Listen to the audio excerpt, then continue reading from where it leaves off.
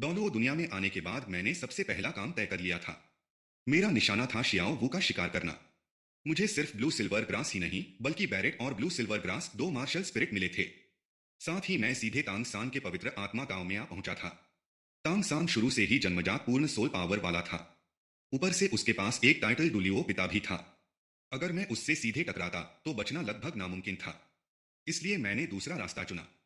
आखिर शियाओ वू का 100,000 साल का सोल रिंग और उसकी सोल बोन तो खुद मेरे सामने मौका बनकर आए थे। तभी दरवाजे पर दस्तक हुई। मैंने दरवाजा खोला तो सामने तांग सान खड़ा था। उसने आते ही कहा, गांव में वर्क स्टडी स्टूडेंट का सिर्फ एक ही स्थान है, वह मुझे दे दो। वैसे भी तुम्हारी प्रतिभा कम है, 1 साल बाद दाखिला लोगे तो भी कोई फर्क नहीं पड़ेगा। उसकी बात सुनकर मेरे चेहरे पर नाराजगी साफ दिखाई देने लगी। वह मुझसे बात करने आया था, लेकिन अंदाज ऐसा था जैसे मुझे आदेश दे रहा हो।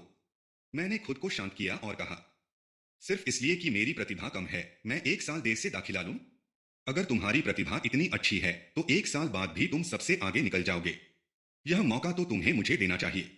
तांग सान ने तुरंत सिर हिलाया। नहीं, मैं अपना 1 साल बर्बाद नहीं कर सकता। यह कहते हुए उसने अपनी बाह में छिपी लोहे की प्लेट कसकर पकड़ ली और मेरी आंखों में घूरने लगा। मैं समझ गया कि उसे और भड़काना ठीक नहीं होगा। मैंने कहा, ठीक है, अगर तुम्हें यह स्थान चाहिए तो मुझे 10 गोल्ड सोल कॉइंस दे दो। तांग सान ने बिना सोचे जवाब दिया, मेरे पास इतने पैसे नहीं हैं। मैंने तुरंत दूसरी शर्त रख दी, तो फिर अपने पिता से मेरे लिए एक शिकार वाला धनुष, पर्याप्त तीर और एक नई लोहे की कुल्हाड़ी दिलवा दो। उसके बाद मैं यह स्थान तुम्हें दे दूंगा। तांग सान फिर भी मना करने ही वाला था। मैंने ठंडे स्वर में कहा, मेरी प्रतिभा तुमसे कम है, ऊपर से मुझे 1 साल देर से दाखिला लेना पड़ेगा। इतनी सी बात भी तुम नहीं मान सकते? तुम्हारे पिता तो लोहार हैं, उनके लिए ये चीजें बनाना मुश्किल नहीं है। तांग सान ने पूछा, तुम्हें ये सब चीजें किस लिए चाहिए? मैंने बिना झिझक जवाब दिया, शिकार के लिए। खरगोश वगैरह का शिकार करूंगा। खरगोश का हर हिस्सा काम आता है। उसकी हड्डियां भी कीमती होती हैं, उसका मांस भी खाया जा सकता है और उसका सिर भी बहुत स्वादिष्ट होता है। यह सुनकर तांग सान के मन में हल्की सी बेचैनी हुई, लेकिन उसने ज्यादा नहीं सोचा और मेरी बात मान ली। उसे आगे चलते देख मेरा मूड काफी अच्छा हो गया। हथियार अब लगभग मेरे हाथ में थे। बस जल्दी ही उस छोटे खरगोश को तीर से मारने का इंतजार था। कुछ देर बाद हम तांग सान के घर पहुंच गए। तांग हाओ ने शराब का मटका नीचे रखा और कहा, सबसे अच्छा धनुष भी यह नहीं खींच पाएगा। तांग सान भी आगे बढ़ा और बोला, कोई और चीज मांग लो। धनुष खींचना आसान नहीं होता। सही निशाना लगाने के लिए बहुत अभ्यास चाहिए। कहीं ऐसा न हो कि खरगोश की जगह गांव का कोई आदमी घायल हो जाए। वह इतनी गंभीरता से बोल रहा था मानो मुझे हथियार न देना उसका वादा तोड़ना नहीं बल्कि गांव वालों की सुरक्षा के लिए जरूरी हो। इतना कहकर वह कमरे के कोने में गया, एक कुदाल उठाई और मेरी तरफ बढ़ाते हुए बोला, काओ यू, तुम्हारी प्रतिभा अच्छी नहीं है। सोल मास्टर बनने का रास्ता छोड़ दो। यह कुदाल तुम्हारे ज्यादा काम आएगी। तांग सान की यह बात सुनकर मेरे होंठ फड़क उठे। अभी कुछ मिनट पहले ही वादा किया था और अब सब भूल भी गया। अगर धनुष नहीं देना था तो किसी और को बेच देता। आखिर एक कुदाल की कीमत ही कितनी होती है। अच्छी बात यह थी कि उस समय ओल्ड जैक भी घर में मौजूद थे। उनकी नजर में तांग सान हमेशा एक अच्छा और ईमानदार बच्चा था। उन्हें बिल्कुल यकीन नहीं हुआ कि तांग सान अपना वादा तोड़ सकता है। इसलिए उन्होंने सीधे तांग हाओ की तरफ देखा और कहा, इस बात का जवाब दीजिए। तांग हाओ के चेहरे पर हल्की झिझक दिखाई दी। वह बिना कुछ कहे अंदर गया और थोड़ी देर बाद एक तैयार धनुषतीर का सेट और एक नई लोहे की कुल्हाड़ी लेकर बाहर आया। उसने ठंडे स्वर में कहा, ये लो, सामान ले जाओ। मेरा बेटा तुम्हारा फायदा नहीं उठाएगा। यह सुनते ही मैंने अपना उदास चेहरा तुरंत बदल लिया और मुस्कुराते हुए सारा सामान ले लिया। धन्यवाद चाचा। और तांग सान, तुम्हारा भी शुक्रिया। जब खरगोश का शिकार करूंगा तब तुम्हें खरगोश का सिर जरूर खिलाऊंगा।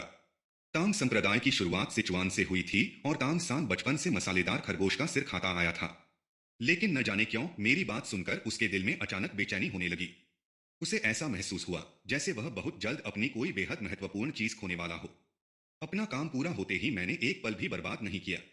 मैंने ओल्ड जैक को नमस्ते कहा, सामान कंधे पर उठाया और सीधे घर लौट आया। घर पहुंचकर मैंने पहले से तैयार किया हुआ सामान निकाला। कुछ सिल्वर सोल कॉइन्स, चकमक पत्थर, नमक और थोड़ा सा सूखा भोजन। सब कुछ साथ लिया और बिना पीछे मुड़े गांव से बाहर निकल पड़ा। लोडिंग शहर के आसपास कुल 13 गांव थे। स्टारडॉ जंगल शहर के दक्षिण पश्चिम में स्थित था। पश्चिम दिशा में वांगहुन गांव और बीहुन गांव थे, जबकि दक्षिण में केवल पवित्र आत्मा गांव था। मुझे याद था कि शियाओ वू और तांग सान लगभग एक ही समय पर छात्रावास के लिए निकले थे। लेकिन दोनों की शहर के प्रवेश द्वार पर मुलाकात नहीं हुई। इसका मतलब था कि तांग सान शायद पश्चिमी द्वार से गया था, और जिस गांव को वर्क स्टडी स्टूडेंट का स्थान मिला था वह या तो वांगहुन गांव था या दीहुन गांव। यह सोचते ही मैं तुरंत वांगहुन गांव की ओर चल पड़ा। कुछ घंटों बाद दूर से गांव में उठता हुआ धुआं दिखाई दिया। उसी समय मेरी नजर दूर खड़ी एक लड़की पर पड़ी। उसने गुलाबी रंग की पोशाक पहन रखी थी। उसके कमर तक लंबे गुलाबी बाल पोनीटेल में बंधे हुए थे और सिर पर खरगोश के कानों जैसी सजावट थी। उसे देखते ही मेरा दिल खुशी से भर गया। आखिरकार मिल ही गई। 1 लाख साल पुरानी सॉफ्ट बोन रैबिट शियाओ। आज रात तो खरगोश का मांस जरूर खाऊंगा। मैंने गहरी सांस लेकर खुद को शांत किया। फिर चारों तरफ ध्यान से देखा और पक्का कर लिया कि आसपास कोई गवाह नहीं है। मैंने धीरे से अपना शिकार वाला धनुष निकाला, उस पर तीर चढ़ाया और दूर खड़ी शियाओ वू पर निशाना साध लिया। उधर शियाओ वू को भी जैसे किसी खतरे का आभास हुआ। उसने सहज ही मेरी दिशा में मुड़कर देखा। अगले ही पल स्विश, तीर हवा को चीरता हुआ बिजली की रफ्तार से निकला। मांस चीरने की आवाज गूंजी। तीर सीधे शियाओ वू के घुटने में जा धंसा। तेज दर्द से उसकी आंखों में तुरंत आंसू भर आए। वह मन ही मन घबरा गई। ये दुनिया कितनी डरावनी है। सिर्फ 6-7 साल का बच्चा इतना बेरहम कैसे हो सकता है। मैंने इसका क्या बिगाड़ा था जो ये मुझ पर हमला कर रहा है। तेज दर्द को सहते हुए शियाओ वो तुरंत एक बड़े पेड़ के पीछे छिप गई। लेकिन छिपते समय 2-3 और तीर उसकी टांगों में आ लगे। मेरा दिल तेजी से धड़क रहा था। मैंने जमीन पर गिरे खून के धब्बों को देखा और तुरंत समझ गया कि शिकार कहाँ छिपा है। मैंने धनुष वापस रख दिया और वह लोहे की कुल्हाड़ी मजबूती से पकड़ ली जिससे पिछले 2 महीनों में मैं लगभग 100 सॉफ्ट बोन रैबिट्स का शिकार कर चुका था। फिर मैं चुपचाप घूमकर शियाओ वू की नजर से ओझल जगह पर पहुंचा और झाड़ियों के पीछे छिपकर उसकी स्थिति देखने लगा। मैंने जल्दी जल्दी अपने मन में हिसाब लगाया। शियाओ वू की बाईं टांग में 2 तीर लगे थे, लेकिन हड्डी नहीं टूटी थी। तीर भी निकाल दिए गए थे, इसलिए वह अभी भी थोड़ा बहुत हिल सकती थी। लेकिन दाहिने घुटने वाला तीर किस्मत से हड्डी की दरार के बिल्कुल पास जा घुसा था। उसकी दाहिनी टांग लगभग बेकार हो चुकी थी। इस हालत में उसके